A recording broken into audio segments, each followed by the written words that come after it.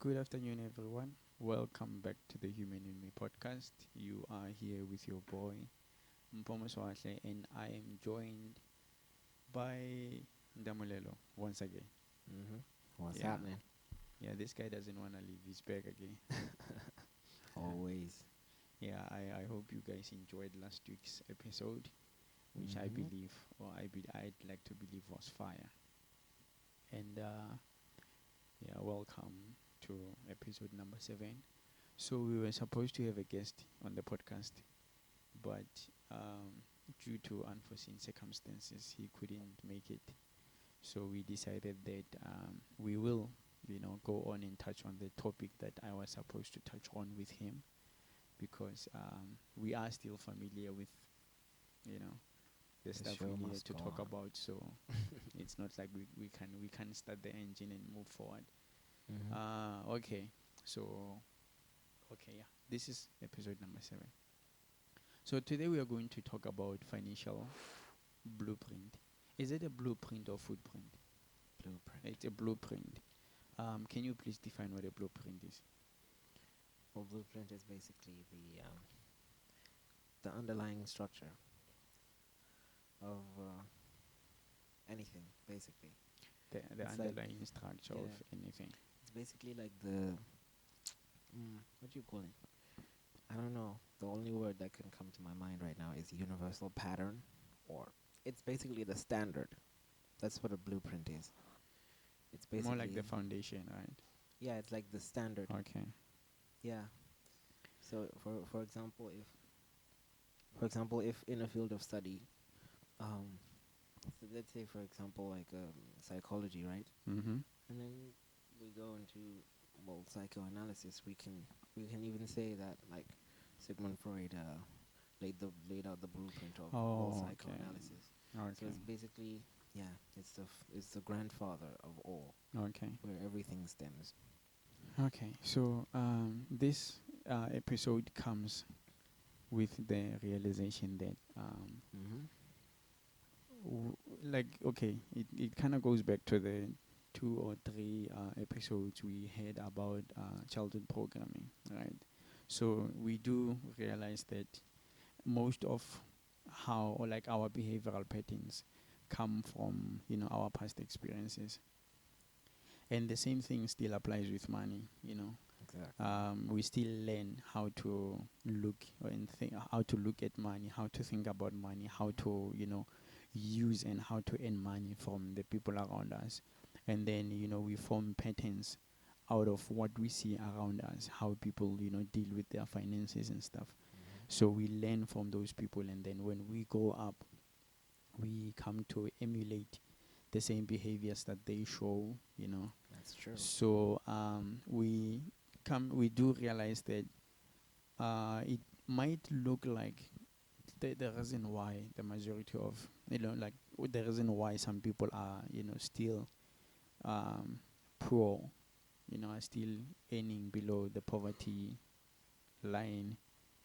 We might look at that and think that the cause of that, is the economy. The cause of that is the fact that there are no jobs, or the cause of that could be that people are not getting paid enough. Mm-hmm. But when you look at how people use their money, that kind of gives you an idea of their, financial blueprint. Mm-hmm. That's true.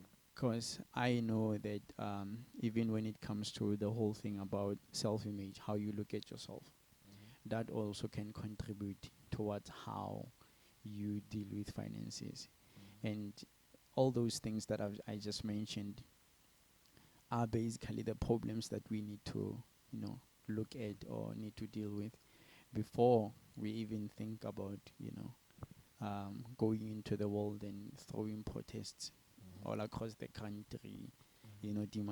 demanding higher wages. And this is not this. I'm not trying to say that people shouldn't fight for a better wage. Mm-hmm. If that needs to be done, then so be it. Mm-hmm. But the thing that we are trying to bring to your awareness is the fact that we also need to look at ourselves. There's the same way that we looked at our, childhood programming. We also Mm-hmm. need to look at ourselves and start trying to understand our financial, patterns, That's true. or our financial blueprint, so that we can see how the way we look at money, the way we think about money, the way we spend our money comes from, because we feel like that's very, very important. And did Mm-hmm. you want to say something? Yeah, and like one thing I wanted to point out is basically an example from my own personal life is that um, basically how you handle money literally is going to determine um, the type of person you are and your level of success and who you hang out with, right? Because most of the time, and talking about the blueprint Mm-hmm. and uh, financially, right? I mean, the blueprints are is basically all the blueprint is your subconscious pattern of how you spend money, and the blueprint is all focused on subconscious programming, right?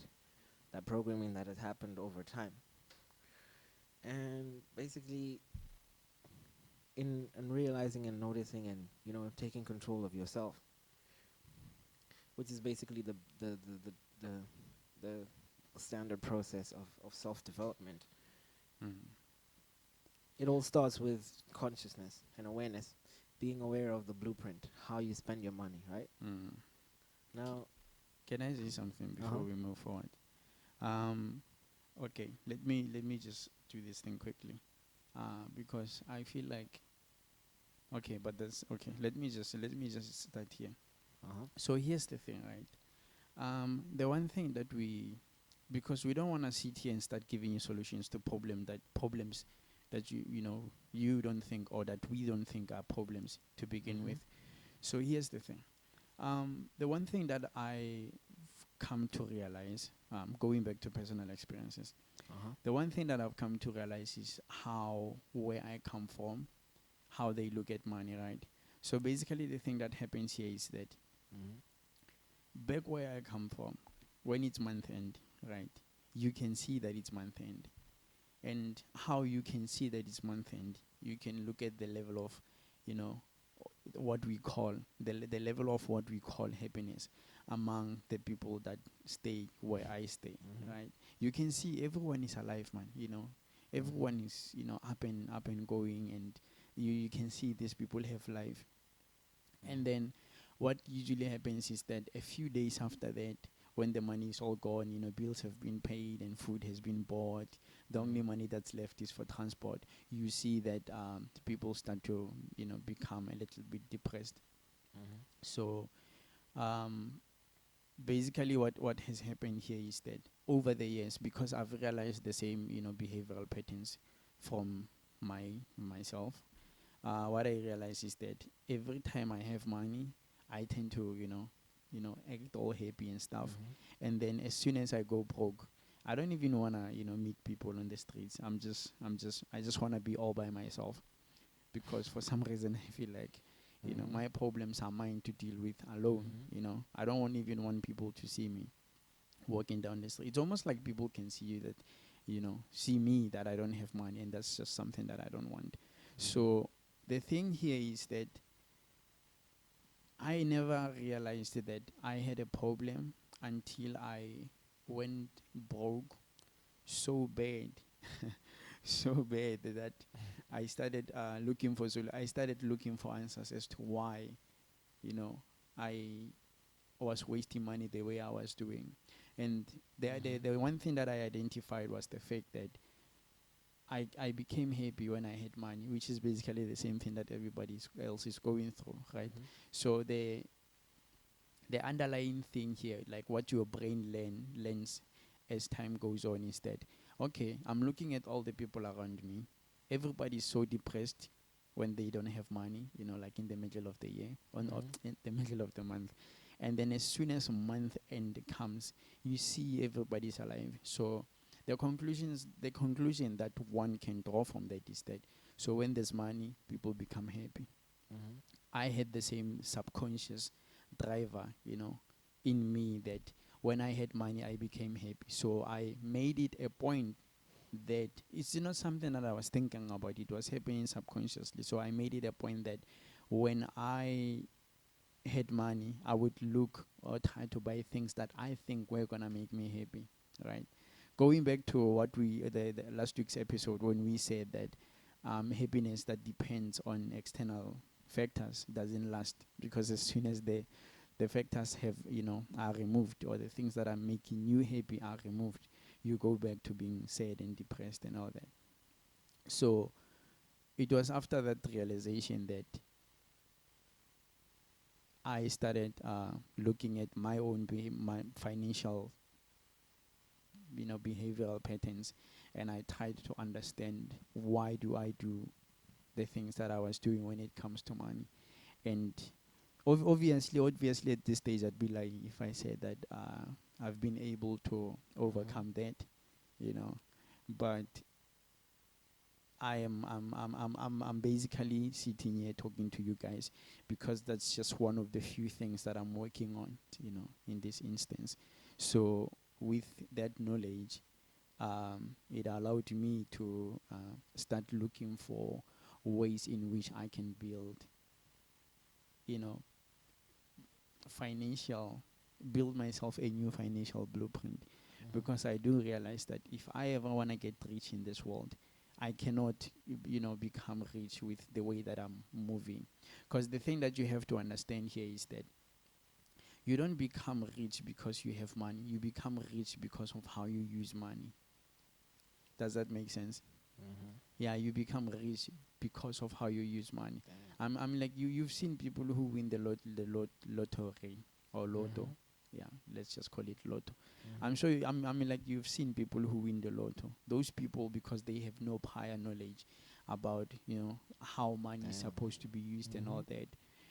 They tend to get the money and then they start using it, and then after 3 years this person is back to where he or she started, right?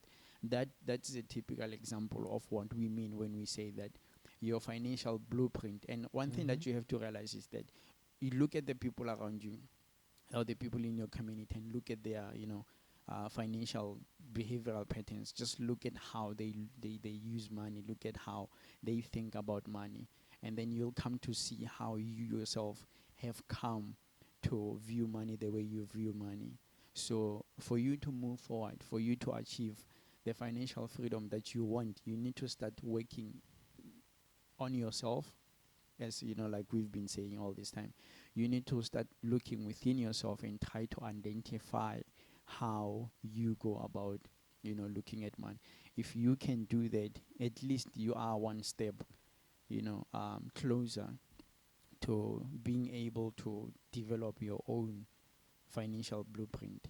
And that's just one of the few things that our guest was gonna discuss with us, because we realized that he got where he is right now, Mm-hmm. not so much because he made money and then he got to where he is right now. The Obviously he had to work on himself and try to build himself so that he can be able to deal with a lot of money.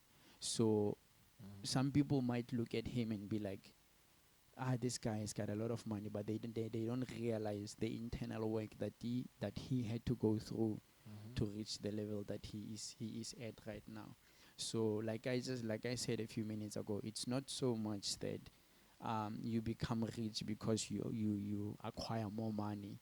You can acquire more money and still go broke. I mean, like, you've seen this thing with people who are working like doctors, lawyers, people who are earning more money like Mm-hmm. nobody's business. The majority of those people, you'll find that towards the end of the month, this person has gone back to being broke again.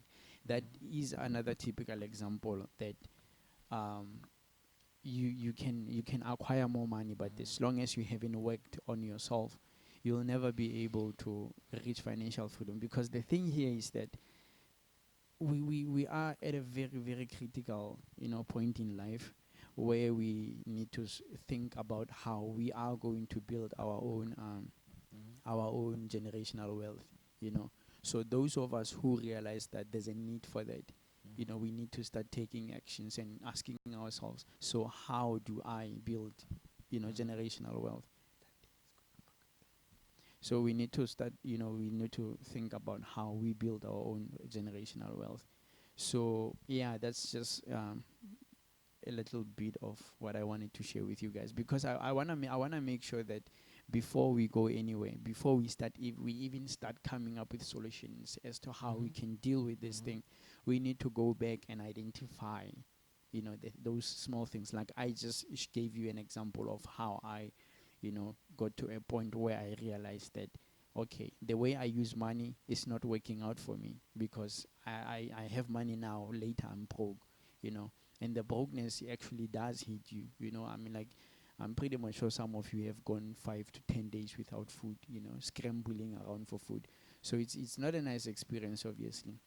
So when Mhm. you hit, obviously you don't have to wait until you hit rock bottom. You have to learn from other people.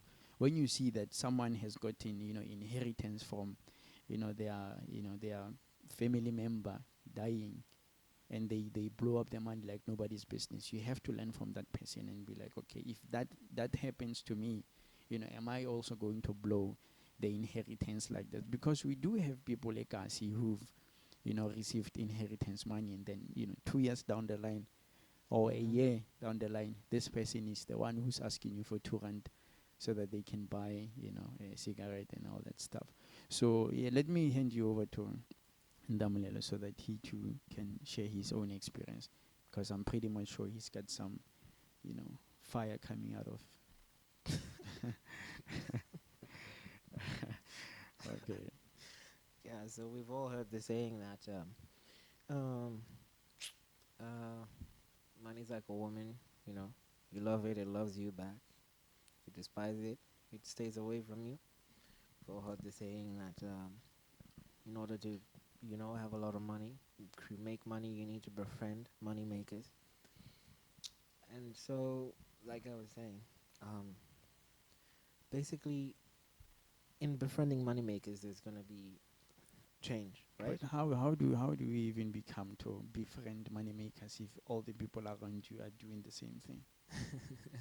No, see, the thing is, i- well, we all know the law of attraction, right? But in this instance, um, certain people gravitate toward you, and you attract the attention of certain people by things you do, right? You will attract money makers by the actions you. If you change how you use money, then those people who use money like you'll attract them, right? It's like when you go into a new place, right, and you start doing new things, that opens up the door for you to meet different kinds of people, right? It's like when Mm-hmm. you start to go out, you know, as a young person, and you go out partying and all that, you start to meet party people, right? And that's how you become a party person. But it basically, Mm-hmm. it's by your actions and how you spend, basically, and what you Mm. do, that will literally um, put you in places where you can meet people who have the same habits that you have, right? Yeah. And so this one piece from my personal experience, I just wanted to share with you. It's basically um, how you can make it while you're going up, but then your income is not exponentially going up, because it's gonna go up gradually, right? Like the saying, basically, one earns one's income is determined by the five closest friends, right? So basically, um, when you change your habits, right, and you get the solutions we offer, and you find your own solutions. We don't have solutions. The only thing we have here is to, Uh huh. identify. The only thing we Exactly. have is to help you identify Uh where the huh. problem lies. As Mhm. to how the solutions are gonna come about, we have no idea, because we too Yeah. are still trying to work on our shit, Exactly. right? So yeah, don't think that we have, answers. Exactly. Yeah. Most definitely. Yeah, but Most I do think definitely. we have a solution, because our solution is before you go anywhere, before Mhm. you go anywhere, like anywhere, just sit down with yourself and look at how you spend money. That's basically it. Exactly. Look at how your parents spend money. The moment you realize that the way your parents spend their money and the way that you do is basically along the same plane, you know that you learn that shit from your parents, right? And you look at them and then you ask yourself, are these people rich? If they are not rich, then clearly something is wrong. So you need to start working on changing those patterns. And how do you change those patterns? The only thing that I can suggest for you, because I want you to, the thing that I like to do is that I don't tell you what to do, and I don't tell you what you should do, right? But one thing that I tell you is that everything that we discuss on the podcast, if you're not familiar with it, it's going to happen to you later in life. And that's when you'll realize you're gonna have your own aha moment and be like, Mm-hmm. oh, I remember someone once mentioned this. So Mm-hmm. that's the thing that we wanted. That's the thing that we hope, you'll get to as the years go by. That you'll come to a point where you're like, I remember that I was listening to, the Human in Me podcast, and somebody mentioned something of this nature. And then that's when you can, you can decide to reach us and be like, Mm-hmm. okay, let me find the people who gave me this information to see if they can help me out. Mm-hmm. Right. So the thing here is that before, like, even before you look at people who are, Mm-hmm. you market yourself and try to expose yourself to people who are rich. Like I said, you can earn money as much as you want, but if you don't know how you're supposed to deal with money, you're just gonna earn more and spend more, earn more, spend more. You still, I don't know if you know the song by P Diddy, where he goes like, the more money you have, the more problems. The more problems, I don't know. I don't know if you remember the. Yeah, there's money and problems. Yeah, the more money you have, the more problems you have, right? So that's basically that. The more money you make, the more problems you're gonna have, right? Mm-hmm. So you have to try to find the balance between the problems and, because there are different problems. That doesn't necessarily mean that everybody who's got money is going through the same problems. Some people are going through problems such as, investing problem, and then there are people who have problems such as having more debts at the end of the month because of having more money. You start buying all the stuff that you don't need, and then at the end of the month you Mm-hmm. are left with unnecessary debts that you Mm-hmm. have to pay. Mm-hmm. You can see, you can see that there are two different types of problems there. One is got, Mm-hmm. one person has problems, financial problems, but the problems are more towards building assets and buying assets and forming partners with people who can, help him achieve his goal. But another person there is just another individual who just uses their money to buy all this, stuff that they don't necessarily need, and get into debt, and they come and tell you that, more money, more problems. The problems depend. Not Mm-hmm. everybody who's got money is going through the same problems. Mm-hmm. I'm sorry for disturbing you. Yeah, I get it. I get it. When you were speaking, there's many open loops that if you don't jump into immediately, you might lose the best parts of the podcast. Because Yeah. yeah, the best parts are the rants you give out. And it just might be those aha moments for certain people, Mm. and you didn't even notice. But And you know what I love uh huh, about the whole thing? Sorry for that's doing fine. that. Another thing that I love about aha moments, right? Like having your own aha moments, is that, um, with regards to what we're talking about right now, trying to look at your parents and look at yourself, not necessarily your parents, but the people who brought you up, you Mhm. know, because like we said last week, was it last week? Yeah, we there's one episode when we mentioned the fact that, um, the things that our parents, like the way our parents look at the world is gonna be passed down to us. So that also includes, finances. How they deal with money is gonna be passed on to us. So it's on us, obviously, to identify that and be like, okay, I can see this is how my parents deal with money. So how do I, Mhm.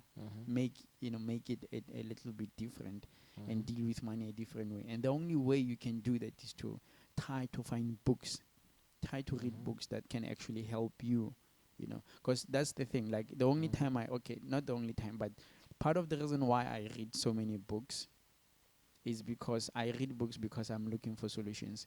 I Mhm. do realize that there aren't a lot of people around me who can, give me the kind of information that I want, right? So I look for other people who can give me that. Being told. So I mean, like it's pointless for you to take advice from someone who's not okay. Obviously, you can take advices from someone close to you, but there are certain advices that you shouldn't even take. Like when somebody tells you how to deal with money, when they cannot deal with their own money, you can see that person. They mean good, obviously, by trying to give you advice, but obviously they are going to give you the limitations of their own world. So you don't want to go through life with the limitations that they hold within and be like, let me. It's the same thing as people who say that, I mean, like we learned this from somebody else. I'd rather be happy and poor than be rich and miserable. We are all familiar with this saying, right? What that basically means is that it kind of programs you to think in terms of, so if I have more money, I'm gonna become a bad person. Okay, no, not a bad person. But if I have more money, I'm gonna become miserable. Do I wanna be miserable in life? Nobody wants to be miserable. And because of that, you start, your subconscious mind is helping you show behaviors, or it kind of helps you project into the world the behaviors that are going to limit you from going forward, instead of staying in this lane that you're in that's basically keeping you poor. That kind of boils down to self-image in a way. If you see also, I know there are people who believe that in their family they are not money people, right? I understand where they are coming from, because I mean, like, black people have been poor for as long as we can remember. So obviously the poverty thinking, the poverty mentality has been passed on to us from way back in 1700, 1600, all the way to 2019. So it's no wonder that a lot of us take pride in having, in being poor, basically. You know, a lot of us take pride in being poor, and so you hear someone telling you that, yeah, I'm happy in my life, so I don't need money, and I'm like, okay, okay. One thing that you have to realize is that money is good. It's only good for what it's good for. I think this could basically, like, try to clear the smoke when it with regards to um, this whole thing that money doesn't buy happiness. Yeah, money was not made to was never made to buy happiness. And even that thinking, you have to ask yourself, where does this come from? And one thing that I want you to realize is that I'm sure you've realized that every time you watch television, right, you would normally see how they portray rich people. You would see this rich lady who's married to this rich guy, having an affair with a mechanic, and then you wonder, oh, what's going on? So the thing again is that when you watch television, they show rich people as miserable individuals. And to a certain degree, that's true. Like, a lot of rich people are actually miserable. But this is the thing. This is the thing, right? The ones that grow up to be rich and miserable are the ones who never actually worked on themselves. So they go out there. I mean, like, we have to acknowledge that there are individuals like that. So these people go into the world, they chase money, they get their money, right? In the process of getting that money, they keep on telling themselves that money is far more important than relationships. We are told. So they start associating with people based on, what can I gain from you? The moment you take such a trajectory, if you take your life on such a trajectory, you are going to hit a brick wall. You know what happens when a car is speeding and then it stops abruptly? That's basically what's going to happen to you if you go into the world chasing money and thinking that relationships are plain useless because they are not even increasing your bank account. You're just going to get fucked, to tell you the truth, and you are going to contribute towards that minority of people who grow up to be rich and then become miserable. Obviously we never see them. We never actually see them because we are not around them, but they are there are people who are just, you can see, man. When someone is miserable, you can see, like, this person is not happy, you know. And they would try to fill the emptiness with all the gadgets they can find in the world. You see this person going to Japan, Yeah, and then they start posting. Why do you even need to post? What point are you trying to prove? People who actually do those traveling and all that shit, they don't even post about that stuff.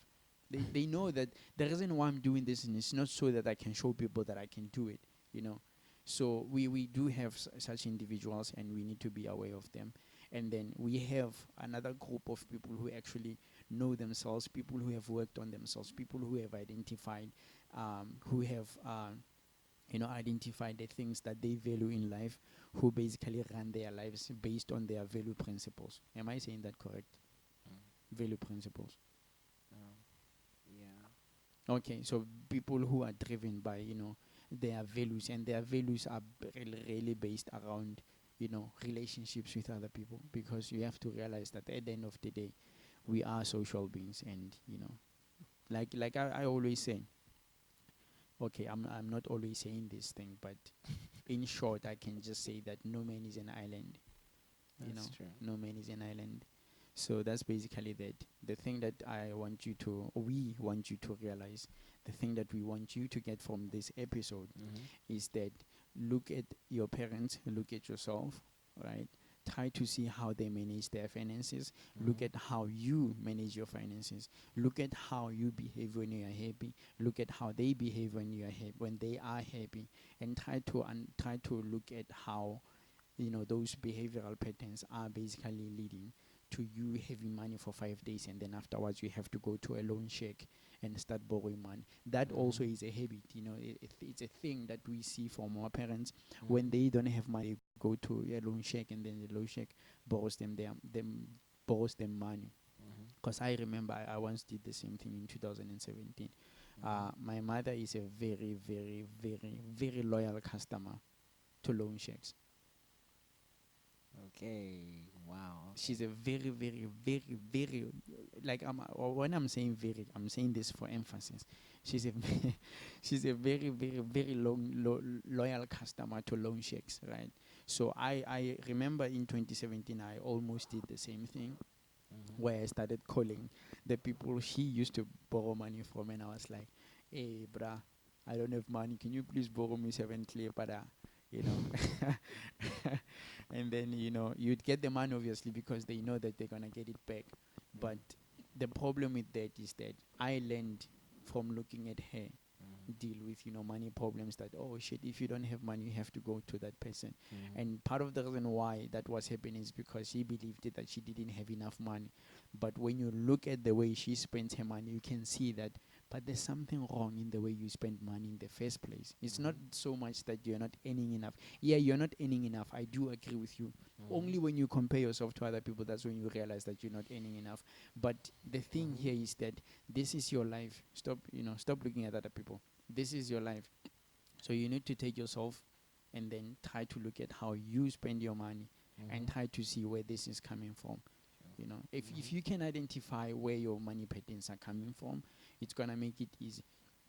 This is one of the few reasons why you find that when it's Friday, people are all excited and stuff. Part of the reason why we, the new generation, are still doing that is because we've taken from our great grandparents. You still remember back in apartheid, right?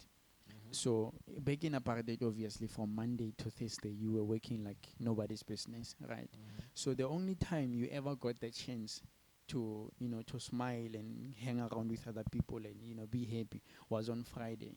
And on Friday was the time when a lot of people went to taverns, Mm-hmm. drank alcohol, and when you look at them, you're like, these people look so happy. We are told.